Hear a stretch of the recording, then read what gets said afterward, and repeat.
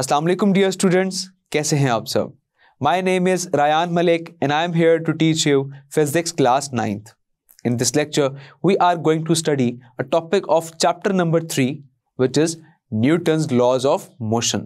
So let's start our lecture. एक football जो कि रेस्ट में है, एक फुटबॉलर जब इस फुटबॉल को हिट करता है तो ये फुटबॉल मूव करती है। इसी तरह से एक हॉकी प्लेयर जब एक बॉल को कांस्टेंट स्पीड से लेकर आ रहा होता है और जब वो उस पर हॉकी हिट करता है तो वो बॉल मजीद फास्ट मूव करती है। दैट मीन कि उसकी स्पीड इंक्रीज हो जाती है। इस तरह से एक पैराशूट जब अर्थ की तरफ आ रहा होता है तो उसकी स्पीड भी डिक्रीज हो जाती है due to the air resistance. और एक बैट्समैन जब बॉल को हिट करता है तो वो उसकी डायरेक्शन चेंज कर देता है। सो इन एग्जांपल्स हमने ये डिस्कस किया कि कहीं पर स्पीड में चेंज आ रहा है और कहीं पर डायरेक्शन चेंज हो रही है। And we can say that change in the velocity. और जब भी वेलोसिटी में चेंज आता है तो हम कहते हैं कि वहां पर एक्सेलरेशन प्रोड्यूस हो गया। अब अगर एक बॉडी रेस्ट में है, रुकी हुई है, उसकी वेलोसिटी में चेंज नहीं आ रहा तो हम कहते हैं कि वहां पर एक्सेलरेशन जीरो है। इसी तरह से एक बॉडी जो कि कांस्टेंट स्पीड से मूव कर रही है तो फिर भी वेलोसिटी में चेंज नहीं आ रहा तो हम ये कहते हैं कि उसका भी एक्सेलरेशन जीरो है। एक्सेलरेशन जीरो डजंट मीन कि एक ऑब्जेक्ट पर फोर्स एक्ट नहीं कर रही। फोर्स हो सकता है उस पर एक्ट कर रही हो, लेकिन क्योंकि उसकी स्पीड कांस्टेंट थी तो उसकी वजह से उसका एक्सेलरेशन जीरो आ गया। एक्सेलरेशन जीरो आने का मतलब यह है कि वो जितनी भी अगर फोर्सेस एक्ट कर रही हैं तो अगर हम उन फोर्सेस को ऐड अप करें तो आपके पास जो रिजल्टेंट फोर्स आएगी वो जीरो होनी चाहिए। तो अगर वो फोर्स जीरो है तो हम कहेंगे कि एक्सेलरेशन भी जीरो है। And that resultant force is also called net force. अगर आपकी नेट फोर्स जीरो है तो हम कहते हैं कि एक बॉडी का एक्सेलरेशन जीरो है बिकॉज उसकी वेलोसिटी में कोई चेंज नहीं आ रहा। So Newton's first law of motion states that a body continues its state of rest or of uniform motion in a straight line provided no net force acts on it. So एक body जो है वो अपनी state को या तो rest में है या फिर वो यूनिफॉर्म मोशन में है तो वो कंटिन्यू रखती है अगर तो उस पर कोई नेट फोर्स एक्ट ना कर रही हो। तो अगर उस पर कोई नेट फोर्स एक्ट नहीं कर रही तो वो बॉडी वहां उसी स्टेट में ही रहती है। That is called the Newton first law of motion. For example, अगर एक बुक हमने टेबल पर प्लेस की, अब ये बुक ग्रेविटी की वजह से डाउनवर्ड फोर्स एक्सर्ट कर रही है, लेकिन टेबल ने इसको अपवर्ड उठाया हुआ है और टेबल की जो फोर्स है उसे हम कहेंगे नॉर्मल रिएक्शन फोर्स। तो यहां पर उन दोनों फोर्सेस ने एक दूसरे के इफेक्ट को कैंसिल आउट कर दिया, तो जिसकी वजह से वो बुक रेस्ट में है, तो वेलोसिटी में चेंज नहीं आ रहा, द एक्सेलरेशन इज जीरो। तो उस बुक ने अपनी स्टेट ऑफ रेस्ट को कंटिन्यू रखा। That is Newton first law of motion. इसी तरह से अब अगर मैं उस बुक पर फोर्स अप्लाई कर रहा हूं तो बुक जो है वो एक रफ सरफेस पर मूव कर रही है, तो रफ सरफेस में फ्रिक्शन भी होगी। अब फ्रिक्शन जो है वो ऑपोजिट डायरेक्शन में है और अप्लाई फोर्स आपकी फॉरवर्ड डायरेक्शन में है, तो वो भी दोनों एक दूसरे के इफेक्ट को कैंसिल आउट करेंगे। ऑल्दो बुक जो है वो आपकी कॉन्टिन्यूसली मूव कर रही थी, लेकिन वो फोर्सेस जो है वो दूसरे के इफेक्ट को कैंसिल आउट करेंगे, तो ऐसे केस में भी हम कहेंगे कि वेलोसिटी में चेंज नहीं आ रहा, तो एक्सेलरेशन जो है वो जीरो हो गया। अब अगर हम इसको रिलेट करें इनर्शिया के साथ, तो इनर्शिया भी क्या था कि वो एक बॉडी की इंटरनल प्रॉपर्टी थी कि वो उसकी स्टेट को चेंज नहीं करते। अगर बॉडी रेस्ट में है तो वो उसको रेस्ट में ही रखती है, या फिर अगर बॉडी मोशन में है तो वो बॉडी को मोशन में ही रखती है। That is the inertia. तो यहां पर हम ये कह सकते हैं कि Newton first law of motion जो है वो रिलेट करता है लॉ ऑफ इनर्शिया के साथ। सो एक एग्जांपल डिस्कस करते हैं। जैसा कि एक बस में कुछ पैसेंजर जो कि खड़े होकर सफर कर रहे हैं, ट्रैवल कर रहे हैं। अब ड्राइवर जो है वो अचानक से ब्रेक अप्लाई करता है, तो आप ये जानते हैं कि वो जो पैसेंजर्स वहां पर खड़े हैं वो फॉरवर्ड को इस तरह से फॉल कर जाते हैं। अब उनकी बॉडी का जो अपर पार्ट है सिर्फ ये फॉरवर्ड को फॉल करता है, नीचे से वो फॉरवर्ड को फॉल नहीं करते। बिकॉज जिनका लोअर पार्ट है वो बस के साथ कंटेक्ट में है और अपर पार्ट जो है वो कंटेक्ट में नहीं है। अब उस बॉडी का जो इनर्शिया होगा, उस इनर्शिया की वजह से वो बॉडी का जो अपर पार्ट है वो फॉरवर्ड को फॉल कर जाएगा। अब इस तरह से कुछ पैसेंजर जो है वो बस में बैठे हैं और जैसे ही बस शार्प टर्न लेती है तो पैसेंजर आउटवर्ड फॉल करते हैं जस्ट लाइक दिस। तो ऐसा क्यों होता है? That is also due to the inertia, because inertia जो है वो एक बॉडी के मोशन को स्ट्रेट लाइन में कंटिन्यू रखता है। अब बस ने अगर टर्न लिया तो इनर्शिया ये चाहेगा कि वो बॉडी जो है वो स्ट्रेट लाइन में मूव करती रहे, तो उस इनर्शिया की वजह से वो पैसेंजर जो हैं वो आउटवर्ड फॉल करेंगे just like this. So I hope यहां पर आपको ये कंसेप्ट क्लियर हो गया होगा कि किस तरह से लॉ ऑफ इनर्शिया जो है वो Newton first law of motion से रिलेट कर रहा है। So now move towards another law which is Newton's second law.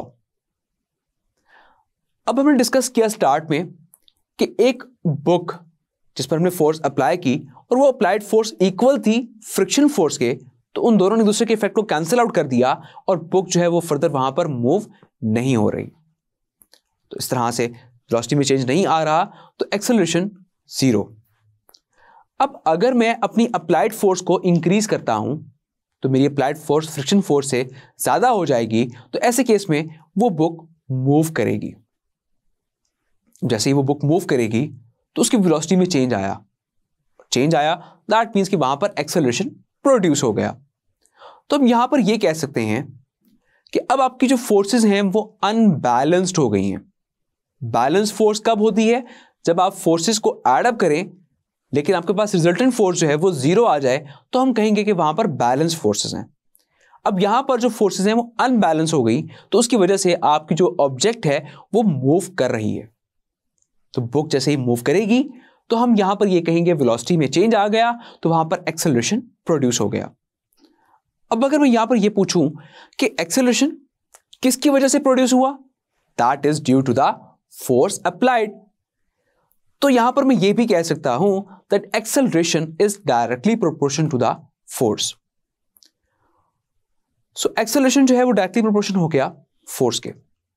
इसी तरह से अब अगर मैं उस बुक के साइज को बढ़ा देता हूं, उसके मास को बढ़ा देता हूं, तो क्या होगा कि आपको ज्यादा फोर्स अप्लाई करनी होगी, तब वो बुक मूव करेगी। तो इसका मतलब ये हुआ कि जब मैंने मास को बढ़ाया तो उससे जो वेलोसिटी में चेंज आ रहा था पहले, अब वेलोसिटी में चेंज उस तरह से नहीं आएगा, तो आपका कम एक्सेलरेशन प्रोड्यूस होगा। तो मास बढ़ाने से एक्सेलरेशन कम हो गया। तो हम यहां पर यह कहेंगे acceleration is inversely proportion to mass. तो अब अगर हम इन दोनों इक्वेशंस को कंबाइन करें तो acceleration is directly proportion to force and inversely proportion to mass. Mass यहां पर डिवाइड हो रहा है तो फर्दर एक्सेलरेशन के साथ आकर ये मल्टीप्लाई हो जाएगा। So F is directly proportion to ma। तो जब भी आप प्रोपोर्शनलिटी खत्म करते हैं तो एक कांस्टेंट आता है k। So F is equals to k ma। Now let's suppose k is equals to 1, then F is equals to ma।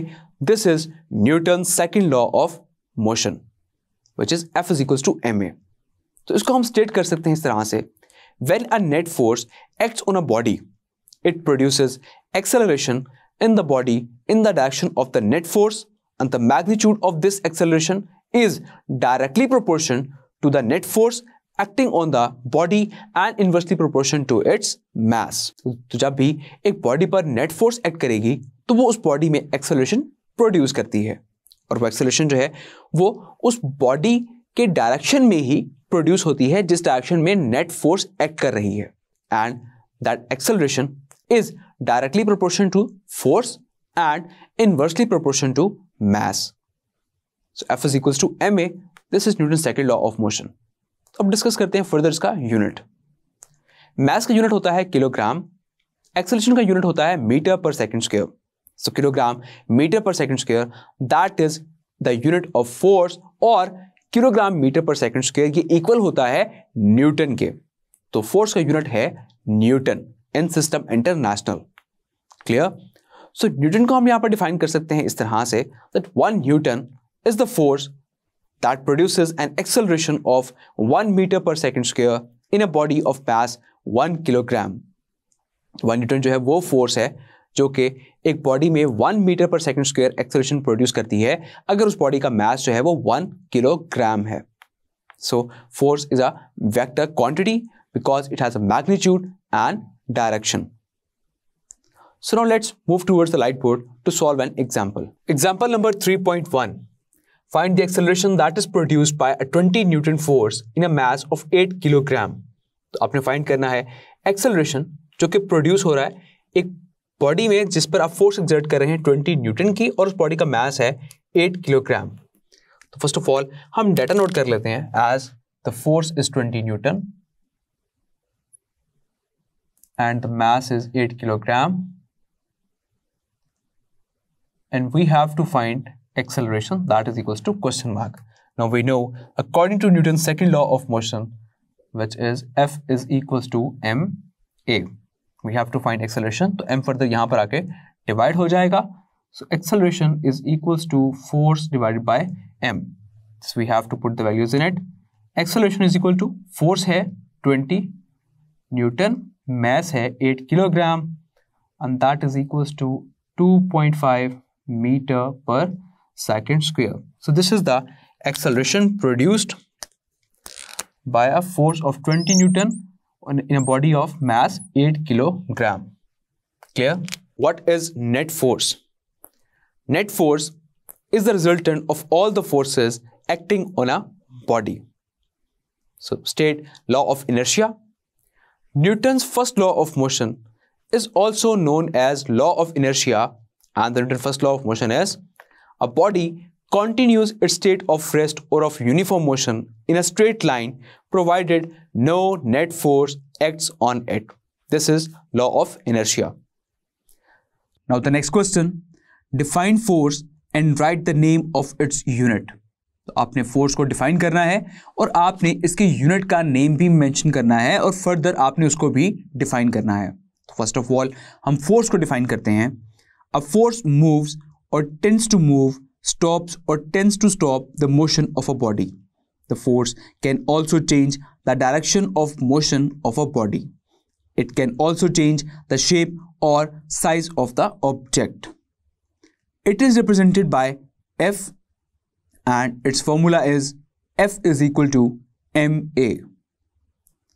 And in System International, the unit of force is Newton, which is equal to 1 kilogram meter per second square.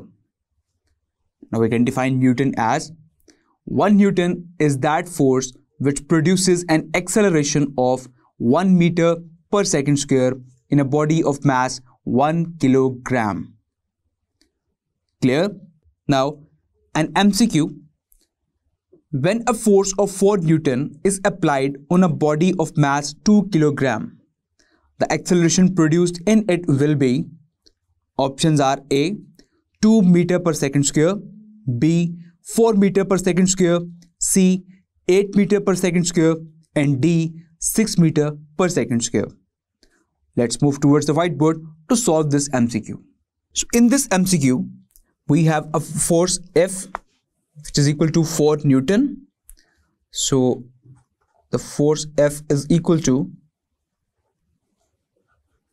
4 Newton, and we have mass m, which is 2 kilogram. So mass m is 2 kilogram, and we have to find the value of acceleration. So according to Newton's second law, which is F is equals to ma. Now just we have to put the values in it. So force F है 4 Newton, mass है 2 kilogram and acceleration which we have to find. So 2 यहाँ पर a से multiply हो रहा है तो further वहाँ पर जाकर ये 4 से डिवाइड हो जाएगा. So we can say that acceleration a is equal to 4 divide by 2. So 2 1s are 2 and 2 2s are 4. So acceleration a is equal to 2 meter per second square. So according to this, the option A is correct, which is 2 meter per second square. Clear? So let's have an overview of this lecture. In this lecture, we discussed 2 Newton's laws Newton first law of motion and Newton second law of motion. Newton first law of motion is also known as law of inertia, जो कि हमने discuss कर लिया इस lecture में। Newton second law of motion which is very important long question from board point of view, और board में अगर ये लॉन्ग क्वेश्चन आ जाए तो फर्स्ट ऑफ ऑल आपने इसको स्टेट करने के बाद आपने F is equals to ma पूरा आपने मैथमेटिकली प्रूव करना है। उसके बाद आपने इसका यूनिट भी बताना है फोर्स का, न्यूटन, और फर्दर आपने न्यूटन को भी डिफाइन करना है कि न्यूटन क्या है। सो आई होप ये लेक्चर आपको बहुत अच्छे से समझ आ गया होगा। तो अपना बहुत सारा ख्याल रखिएगा। Take care. अल्लाह हाफिज़।